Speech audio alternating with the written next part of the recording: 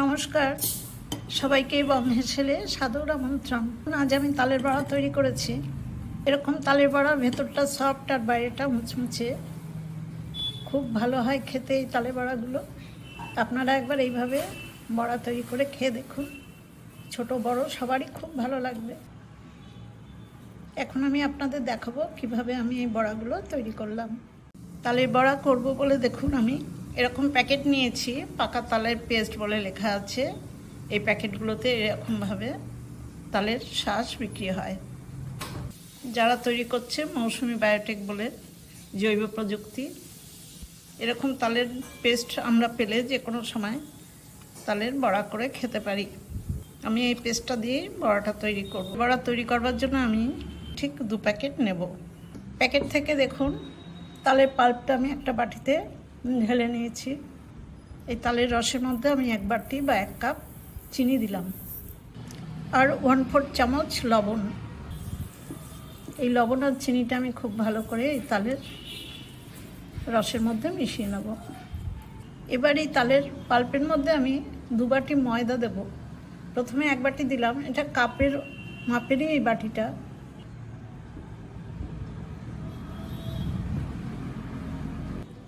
এই 1 কাপ ময়দা আমি খুব ভালো করে আগে মিশিয়ে নেব।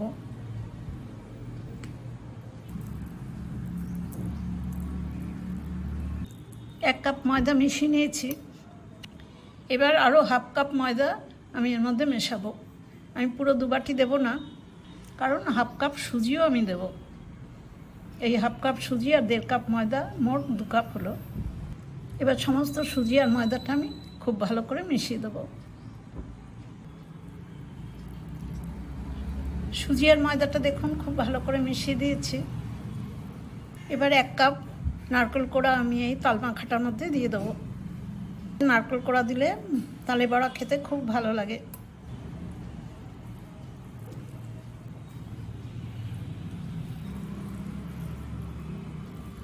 এবার নারকেল কোড়াটাও আমি খুব ভালো করে মিশিয়ে দেবো।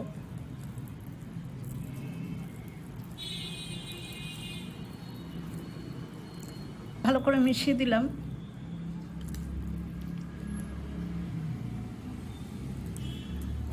মাখাটা অনেকটা এরকম হলো। এবার আমি বাটিটা ভালো করে ঢেকে দিলাম। সমস্ত মাখাটা এরকম থাকলে রেস্টে সব কিছু একসাথে ভালো মিশে যাবে। 15 মিনিট পর আমি বাটিটা খুলে নিচ্ছি। ব্যাটারটা কিন্তু খুব শক্ত হবে না, আবার পাতলাও হবে না। বেশি শক্ত হয়ে গেলে কিন্তু বড়াটাও ভেতরটা শক্ত হয়ে যায়। এই দেখুন বড়াটা ছাড়ার সময় এরকম নুয়ে পড়লে বুঝবেন ঠিকঠাক আছে, আর বেশি শক্ত হলে এরকম উঁচু বড়ির মতো হয়ে যাবে। এবার তালের বড়াগুলো ভাজবো। ভাজবার জন্য গ্যাসের উপরে মিডিয়াম টু হাই ফ্লেমে একটা কড়াই বসিয়ে এখানে পরিমাণ মতো রিফাইন্ড অয়েল দিয়েছি। তেলটা গরম হয়ে গেছে। এবার খানিকটা করে তালের ব্যাটার আমি এই তেলের মধ্যে বড়ার আকারে ছেড়ে দেব।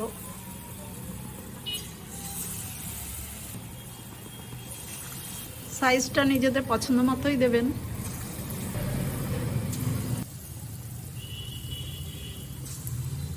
এখন আমি ফ্লেমটা মিডিয়াম করে দিয়েছি।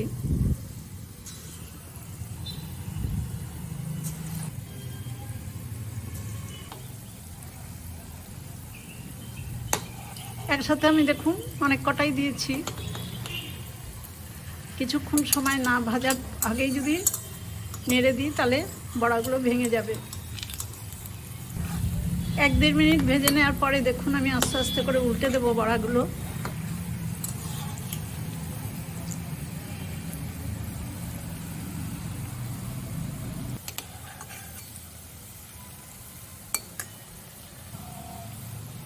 সব কটা বড়া উল্টে দিয়েছি। এবার বড়াগুলোকে আমি তেলের মধ্যে ঘুরিয়ে ঘুরিয়ে একটু ভেজে নেব।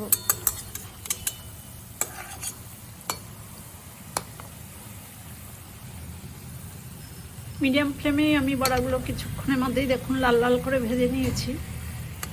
এবার এই বড়া কটা আমি তুলে নেব।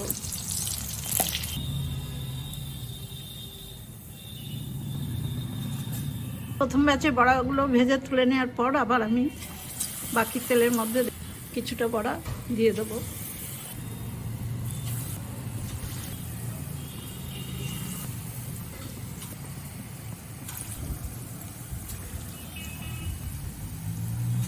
দ্বিতীয় ব্যাচেও দেখুন আবার কতগুলো বড়া দিয়ে দিলাম।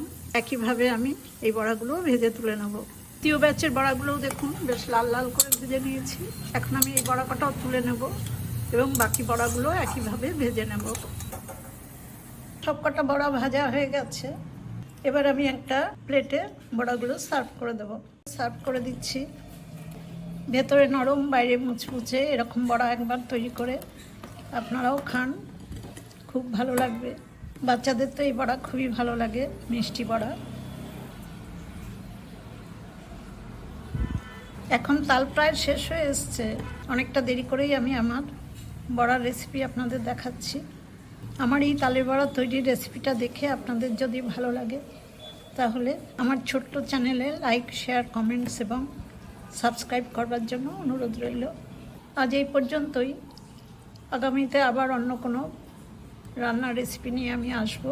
সবাই খুব ভালো থাকবেন, সুস্থ থাকবেন। ধন্যবাদ।